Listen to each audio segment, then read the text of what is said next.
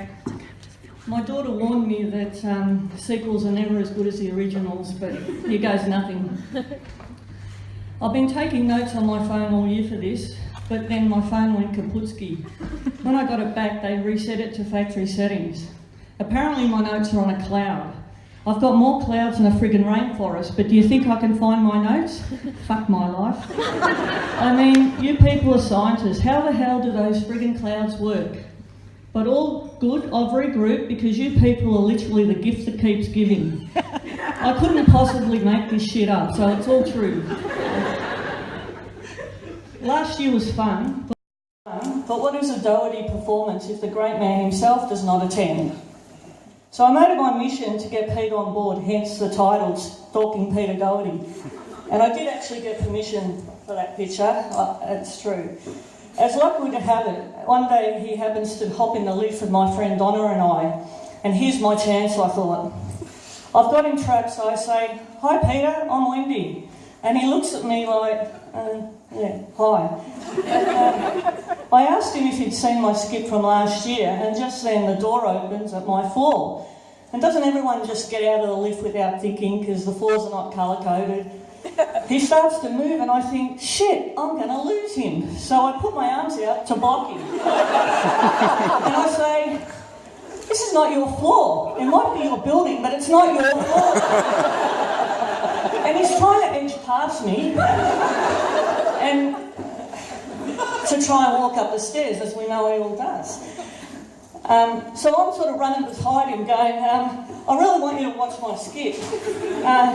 Could you do that for me? I'll send it to you. And he's like trying to go...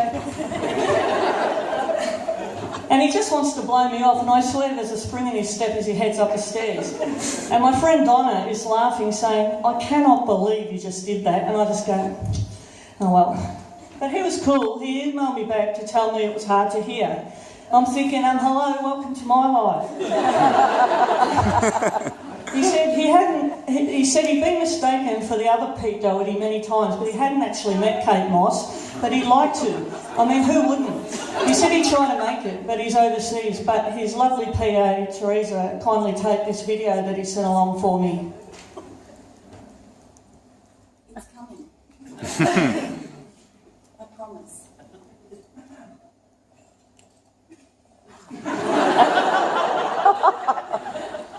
We'll tap dance. Oh no.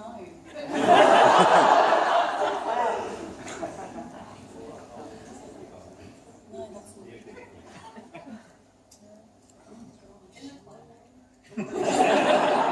It's just gone.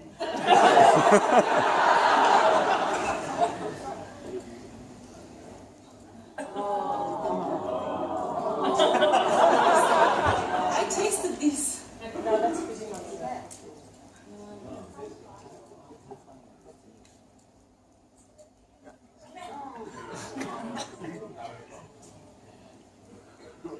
It's here.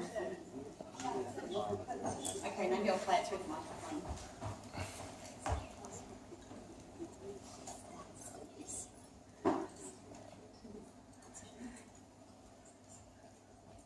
Maybe it's not. I'm losing my mojo here. Okay, Wendy, can you freestyle for a minute? Wendy. What am I meant to say? Sorry?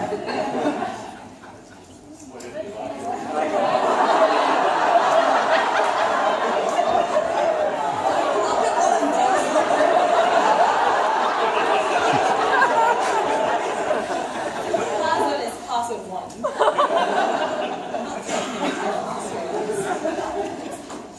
Just retrieving your video. Okay. Oh, Anthony, can't get it up. It's okay.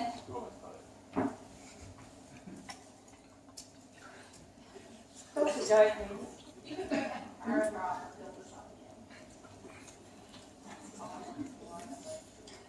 We're getting there. We're getting there. Again, I think this is the time where you just reflect on your own years. Have a bit of quiet time and think, what have you done for the Institute? So it's not just Wendy sweating out there, that you can sweat a little bit. Maybe you want to a joke. Actually, I feel quite relaxed now because when I was coming here, I don't know if you know, I take a lot of photos, and I've got this Instagram account called People of Tram 59. Of all the friggin' days for Tram 59 to have a breakdown, I'm at the end of Keeler Road thinking, fuck my life again. And I had to ring up my husband and say, hurry up, come and get me, I'm going to be late. It's not good for my, settle my nerves, and this ain't much chop either. But it's all good. Do you want me to just keep going? No. This was a highlight, you know. I can't really tap dance either. Very close. It's only 5 seconds. What's the phone? Wendy, you gotta stop stalking me. I'm not worth it. Give up. Go away.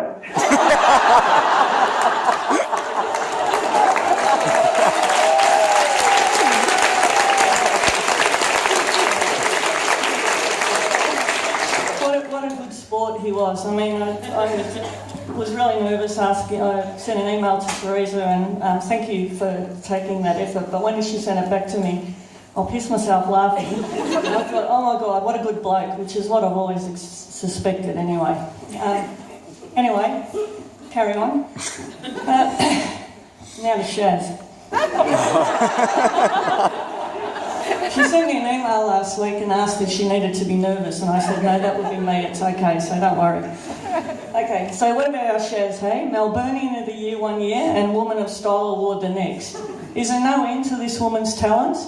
I mean, have a look at her, we all know she's hot. I sent her an email saying, congrats Shaz, you big spunk you. Why is it only women they ask to glam up to promote their work? I mean, really, do you see Mike Catton or Ben Houghton being asked to don their heels, put on some lippy and crock up in the name of science? I think not. It's very misogynistic, isn't it? Anyway, she's great at encouraging other talented women, like me. One afternoon I was leaving work and I see Shaz and her entourage in the foyer. I don't know if you remember this. She says, hey Wendy, are you still not a scientist? And I say, yep, that's me. Still not a scientist. Then I'm out through those serial killer bollards. And what the fuck was softening of the bollards about? There ain't nothing remotely soft about those jaws of death. Now we all know I'm not a scientist, but I'm not a friggin' architect either. But what about the works we had going on in the foyer? More scaffolding than the Romans used to build the Colosseum. For fuck's sake. And why, may you ask? Because some architectural genius forgot to take into account the sun. I mean, really? You think the sun just changed position to trick us? I don't think so. And the lifts. 4 friggin' lifts, and it doesn't matter which button you press, you can bet the bottom dollar it'll be the furthest.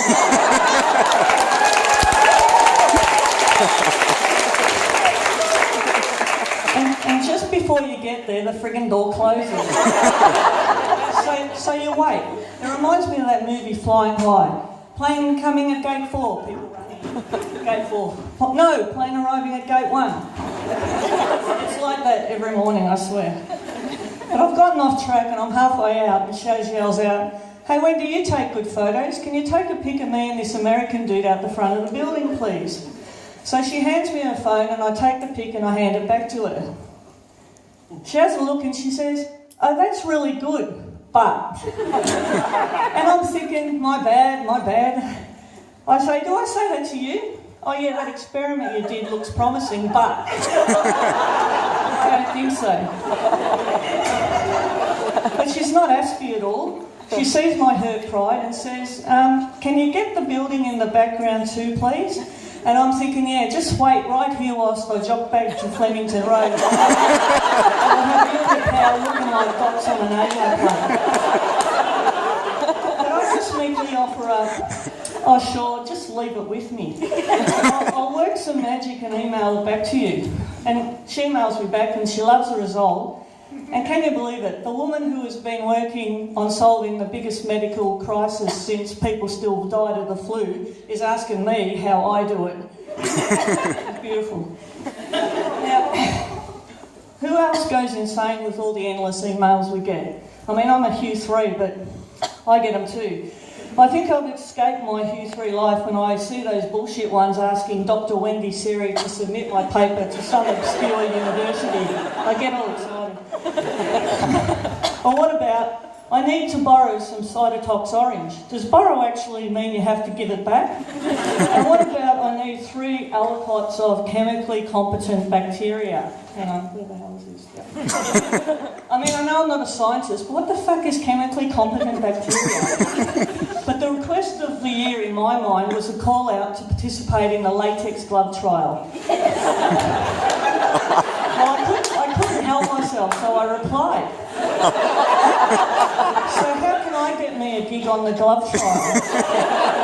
I know I don't have lab experience, but I have an extensive background in latex. I'm happy to help with advice on fit, texture, feel. The possibilities are endless. I'm totally up for it. I'm still waiting for a reply. And don't you just love those friggin' refresher training courses? I mean, does anyone do those? Because I think it's just me that gets stuck in them. But anyway, I mean, you've got 10 questions, 10, that is all. But you get one wrong, and of course you try and guess which one it was. Then they shuffle the friggin' questions. And now you've got 2 wrong. And 2 hours later you might just ask it right, and you're cruising, or so you think. But you forgot about the friggin' hidden encryption code. And by now you're so stressed out that you can't see shit. And you feel like you're 8 years old again looking for Jeff's hook in that cartoon in the Herald Sun. Kill me now. And the mother of them all, patient names. Not a week goes by when we don't cack ourselves over some doozy of a name. Oh my God, talk about lost in translation. We had one this year with a 28-letter surname. And who can forget all the bogan specialties like Ashton Martin Wijaja? I mean, was his sister called Mercedes-Benz Wijaja? A friend of mine happens to work at the Department of Justice in births, deaths and marriages, and she told me how she was working on the counter one day and this woman comes up to the counter requesting a name change. And my friend looked at the form, it's a very funny lady actually, and I kid you not, the poor woman's name was Shaylika Vajana. Just say it. And she says to my friend, can you see what I mean, why I want to change my name? And my friend, ever diplomatic, goes, yes. So I'll leave you with this. My year would not be complete without at least one hearing mishap. And actually, I didn't hear it wrong. Let me just say that someone else did, but I'll go with it. This year's winner was quite recent. Hang on, where are we? Yep.